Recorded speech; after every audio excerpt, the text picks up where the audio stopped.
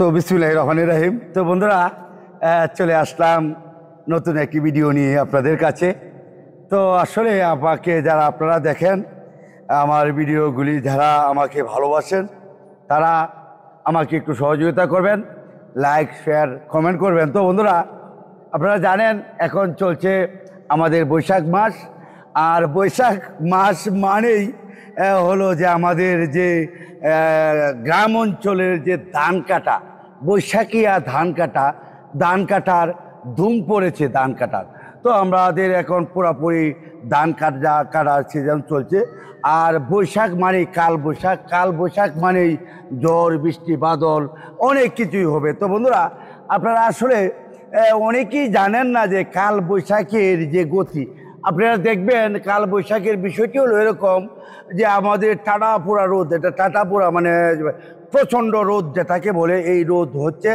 আর হঠাৎ করে দেখবেন ঝড় বৃষ্টি এসে এক ক্ষেতের ধান অন্য ক্ষেতে নিয়ে মানে যাচ্ছে।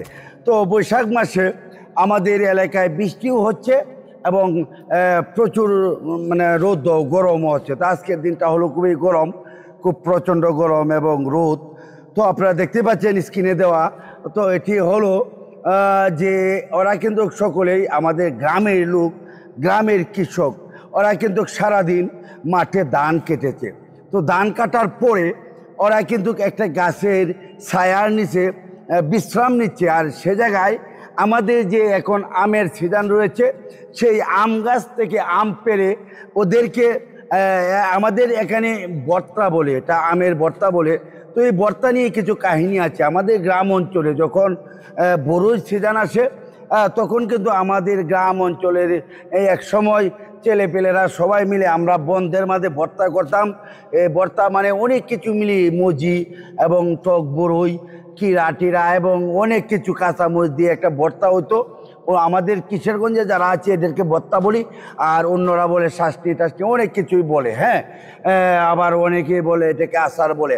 তো বন্ধুরা, যে কথাটি বলেছিলাম, তো আপনারা দেখতেই পাচ্ছেন এখানে ওরা কিন্তু গ্রামের মানুষ ধান কেটে এই যে দেখেন সবাই কিন্তু ভর্তা খাচ্ছে। এরা কিন্তু বন্ধুরা, এরা কিন্তু আমের ভর্তা খাচ্ছে, বুঝছেন? রৌদ্রের মাঝে, প্রচণ্ড রৌদ্রের মাঝে এরা এই মানে ছায়ার তলে বিশ্রাম নিচ্ছে এবং আমের ভর্তা খাচ্ছে। এক তাগারি বল, এটা কিন্তু আমরা তাগারি বলে, বুঝছেন? আপনারা অন্য জায়গার ভাষায় অনেক জায়গায় ভুল বলে এবং আমাদের কিশোরগঞ্জের ভাষায় এটা তাগারি বলে, তাগারি বড়ি ভর্তা।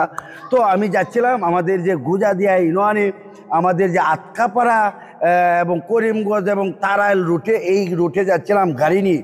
হঠাৎ করে এখানে দেখতেই পাচ্ছেন মহাজন সাহেব, আমাদের যে হারেস ভাই ধানের গিলির মধ্যে বসে আছে এবং আমার এই যে ভাইরা এরা ধান কাটছে। তো ওরা কিন্তু কৃষক, যদিও ধান কেটে থাকে। তো আপনারা বন্ধুরা জানেন না যে আমাদের গ্রাম অঞ্চলে একজনের কৃষকের ক্ষেত কাটার জন্য আমাদের এলাকাবাসী যারা আছি সবাই তাকে সহযোগিতা করি। আজকে আমার, অন্যদিন অন্যজনের, এভাবেই। তো আপনারা দেখতে পাচ্ছেন হারেস ভাই আছে। হারেস ভাই আসলে আমার একজন ভালো মানুষ, মনের মানুষ, আমাকে আদর করে, আমিও তাকে শ্রদ্ধা করি। তো বন্ধুরা, আজ এ পর্যন্তই। যারা